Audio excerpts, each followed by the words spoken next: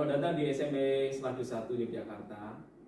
Ketemu dengan saya, Pak Tian, guru PKN di kelas 7. Halo anak-anak siswa kelas 7 yang baru, selamat datang dan selamat bergabung di SMP Seladu 1. Perkenalkan, nama saya Pak Bondan, nanti saya akan mengajar mata pelajaran PKN.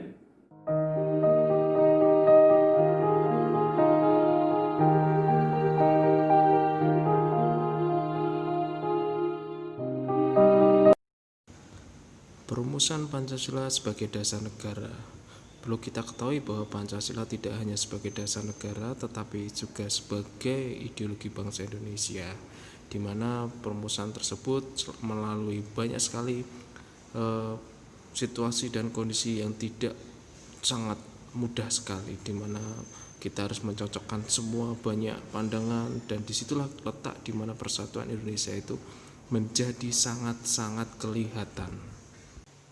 Tujuan pembelajaran hari ini adalah mendeskripsikan perumusan Pancasila sebagai dasar negara dalam sidang BPUPKI, membandingkan pendapat para pendiri negara tentang isi Pancasila, mendeskripsikan perumusan dasar negara dalam sidang Panitia 9, mendeskripsikan penetapan Pancasila sebagai dasar negara, menunjukkan semangat komitmen para pendiri negara dalam merumuskan dan menetapkan Pancasila sebagai dasar negara.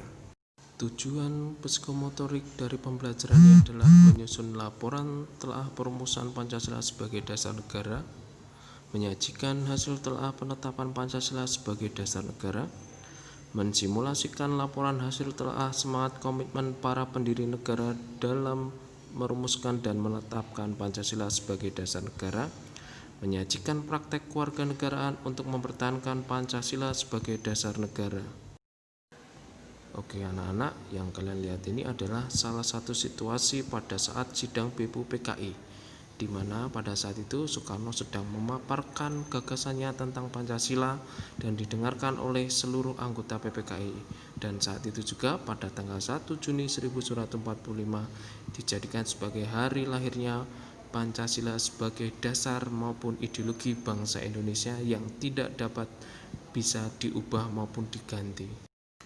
Oke anak-anak, kita akan membahas BPUPKI. Yang pertama adalah BPUPKI dibentuk pada tanggal 1 Maret 1945, di mana saat itu Indonesia dijanjikan akan adanya kemerdekaan yang diberikan oleh Jepang. Maka pemerintah Jepang memberitahu kepada Indonesia, buatlah BPUPKI agar dalam persiapan kemerdekaan Indonesia berjalan dengan baik.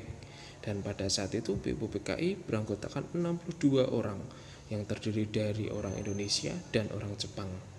Tujuan orang Jepang masuk dalam anggota BPUPKI diharapkan bangsa Jepang tersebut mempunyai wakil dalam organisasi tersebut.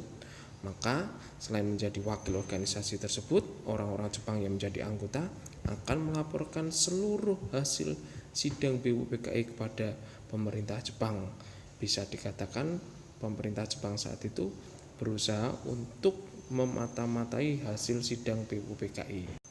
Selanjutnya, BPUPKI diketuai oleh Dr. Kanjeng Raden Tumenggung atau KRT Rajiman Widyadiningrat, dengan wakil ketua ada Ichibang Haji Yoshio yang berasal dari Jepang, dan yang berasal dari Indonesia adalah Raden Panji Suroso.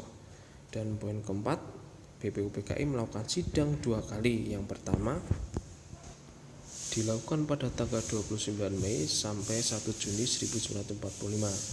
Pada sidang pertama ini lahirlah Pancasila, di mana gagasan tersebut dikemukakan oleh Muhammad Yamin, Mr. Supomo, dan Insinyur Soekarno. Dan sidang kedua dilakukan pada tanggal 10 Juli sampai 17 Juli 1945. Dan pada sidang kedua ini lahirlah dasar negara kita yang pertama yang diberi nama Piagam Jakarta. Dan selanjutnya, pengiriman orang Indonesia sebagai pekerja paksa di Burma itu sebenarnya juga dibohongi oleh bangsa Jepang. Mereka diminta untuk membantu untuk menyuburkan tanah-tanah di Asia, tapi ternyata ketika mereka dikirim sampai sana, mereka dijadikan sebagai para pekerja paksa dalam perkebunan, pembangunan infrastruktur, baik pembangunan jembatan maupun jalan raya. Perampasan hasil bumi di Indonesia, yang perlu kalian ketahui bahwa bangsa Indonesia itu sangat kaya akan namanya rempah-rempah. Di di mana penjajahan saat itu pasti harus mendapatkan hasil bumi yang sangat melimpah. Rempah-rempah dijual kepada pedagang asing dan hasilnya sangat menguntungkan untuk Jepang sebagai biaya untuk Perang Dunia Kedua, di mana Jepang sangat membutuhkan modal banyak melawan para sekutu. Maka mereka juga harus berusaha untuk mencari modal dengan cara merampas hasil bumi di Indonesia. Yang selanjutnya adalah pelaksanaan perbudayaan bagi rakyat Indonesia untuk membangun infrastruktur di Indonesia. Anak-anak, perlu kalian ketahui bahwa di Indonesia itu banyak sekali bangunan peninggalan Jepang, terutama di Jogja yang sampai sekarang ini masih banyak digunakan atau bahkan berguna bagi masyarakat Indonesia. Nah, tempat itu adalah Selokan Mataram. Bangunan tersebut sekarang masih dipergunakan untuk pengairan sawah, untuk pengairan kolam ikan, atau bahkan sebagai sarana memancing bagi masyarakat di sekitar Selokan Mataram. Itu adalah salah satu saksi bisu di mana adanya pekerjaan paksa yang dibangun pada masa pemerintahan Jepang yang digunakan untuk kepentingan rakyat. Dan yang keempat, kedatangan Jepang pada tanggal 8 Maret 1742 di Indonesia yang ada awalnya atau kedatangan awalnya ada di Pulau Kalimantan. Pada saat itu para penduduk di Kalimantan merasa senang karena mereka merasa bahwa ada teman seperjuangan untuk pembebasan dari penjajahan Belanda saat itu. Karena pada saat kedatangan bangsa Jepang mereka mempunyai 3 semboyan, yaitu Jepang Pelindung Asia, Jepang Pemimpin Asia, Jepang Cahaya Asia, di mana mereka berpedoman bahwa saya itu adalah penyelamat kalian. Tapi pada dasarnya itu hanya bohong belaka. Pemerintah Jepang saat itu berusaha untuk meyakinkan bangsa Indonesia bahwa kami datang sebagai saudara tua yang akan membantu melepaskan diri dari pihak penjajah. Dengan pembentukan banyak organisasi, semakin menjadikan bangsa Jepang itu diterima oleh bangsa Indonesia.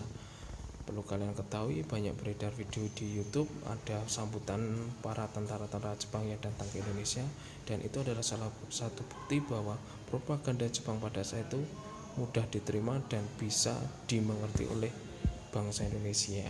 Akan tetapi di balik itu semua ternyata bangsa Indonesia itu hanya dimanfaatkan, karena pada saat itu Jepang sedang melakukan perperangan dengan pihak Amerika yang kita kenal sebagai Perang Dunia Kedua.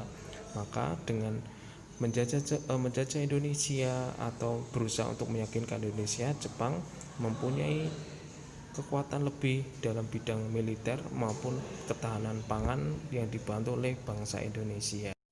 Untuk semakin meyakinkan, maka dibentuklah Jawa Baru atau Dotkoritsu Zumbi Kosakai yang artinya adalah BPUPKI.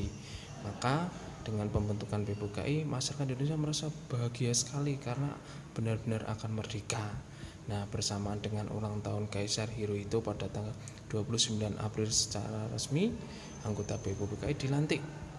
Dasar itulah maka pemerintah Indonesia itu merasa yakin bahwa pemerintahan Jepang benar-benar mendukung pembebasan Indonesia dari pihak penjajah. Akan tetapi dalam seiring berjalannya waktu, Indonesia malah menjadikan lumbung penjajahan bagi bangsa Jepang. Sidang tidak resmi dihadiri oleh 38 anggota membahas tentang pembukaan undang-undang, di mana undang-undang tersebut nanti akan menjadi dasar hukum di negara kita. Sidang tidak resmi ini dipimpin langsung oleh Soekarno dan bertempat di Gedung Suwosanghiin atau Gedung Pancasila, yang lebih kenal nanti akan menjadi gedung yang menjadi salah satu simbol kelahiran Pancasila sebagai ideologi negara kita. Nah, pada Perang Dunia Kedua tersebut ternyata Jepang itu mengalami kekalahan karena kedua kota besar di Jepang dibom atom oleh pemerintahan Amerika. Maka untuk membantu Jepang untuk bertahan dari gempuran para sekutu, maka dibentuklah BPUPKI agar pemerintah Indonesia itu menjadi lebih benar-benar mendukung dan mau membantu Jepang untuk bangkit di dalam keterpurukan mereka pada saat kekalahan melawan tentara-tentara atau pemerintahan Amerika. Nah, anak-anak, sebelum mengakhiri pertemuan hari ini, maka ada beberapa tugas yang harus kalian selesaikan biar besok penjelasan kedepannya lebih mudah. Yang pertama, tugasnya adalah mengapa ada orang Jepang menjadi anggota BPUPKI. Itu semua sudah saya jelaskan di awal, kenapa ada orang Jepang masuk dalam anggota BPUPKI. Yang kedua, apa hubungan kekalahan Jepang dengan pembentukan BPUPKI. Tadi juga sudah saya jelaskan mengapa Jepang ketika kalah Perang Dunia Kedua membentuk BPUPKI. Yang ketiga, sebutkan usulan dasar negara menurut A. Muhammad Yamin, B. Mr. Supomo, C. Insinyur Soekarno. Nah, perlu kalian ketahui, tiga tokoh tersebutlah yang merencanakan atau merancang rumusan dasar Pancasila sebagai dasar negara. Nah, kalian bisa melihat di internet, di manapun kalian bisa mencari info tersebut. Tugas tersebut bisa kalian ketik atau kalian tulis tangan, terus kalian foto, dan foto tersebut silakan kalian kumpulkan di Google Classroom yang sudah ada di kelas masing-masing. Nah, sekian dari saya, semoga pembelajaran ini bisa dimengerti dan bisa menambah wawasan bagi kalian. Salam sejahtera bagi kita semua. Salam lestari budaya, sehat selalu, Tuhan memberkati, berkat dalam. Sampai jumpa di pertemuan selanjutnya.